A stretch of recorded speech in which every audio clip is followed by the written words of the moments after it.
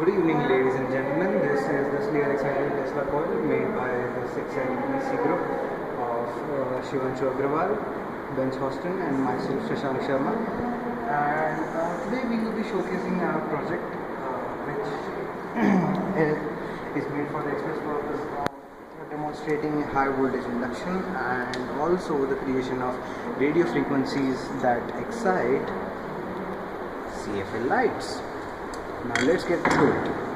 First of all, we are using, as you can see, the AC mains power supply, that is 240 volts, which we are putting inside a DC power converter, which is taking the input of 240 volts and converting it into 12 volts. We could also use 9 volts, but 12 volts gives better results. So you can experiment to 50 volts, but as you can see, we had power requirements and power limitations, we used 12 volts. Now we are inputting the 12 volts into our Slayer exciter circuit, as you can see right over here, and as you can see, this is a heatsink for our transistor, the 2N3055 power transistor, which is very useful for all power electronics. You can totally use it. And then you can also see over here there is the 1N4007 fast switching diodes. They are used for switching currents so that our circuit doesn't crash at all. And then we are outputting all of the circuit's output into our primary coil. Now let's get back to the coil.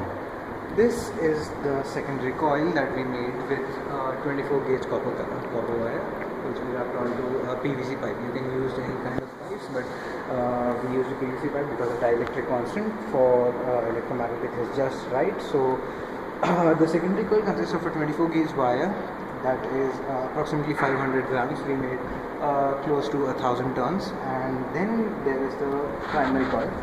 The primary coil is 13 gauge wire, 13 gauge copper wire, and faster. The lower number of turns, the more is the inductance. But as you decrease the turns, the components of the circuit are also stressed more often. So I would recommend 3 to 4 turns for this project. So as you can see, we have made 3 turns. Now what really is happening is that the power supply that is outputting the 12 volt is going into the circuit. Now due to inductance, the current that is inputted into the primary coil is induced to the secondary coil. The secondary coil's output is a very high voltage and high frequency output current, which can be used for many modern applications. Now there is another thing that's happening over right here. The coil that we have made is also outputting high frequency radio waves, which excite the CFL molecules. This is the way of testing that your Slayer exciter is working. And as you can see, the CFL light is just lighted up.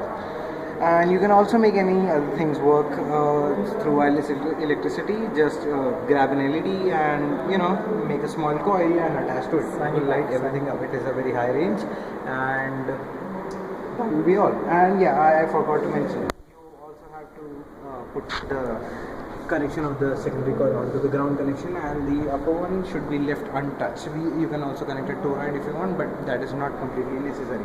Pro tip: do not connect the ground connection of your secondary coil to the AC mains power supply, as that can damage your power supply of the house. And well, this is the Slayer exciter, as you can see, totally functioning. And this is Shivanshu Agrawal, Ben Hostin, and Shashank Sharma signing off, and hope you like the video.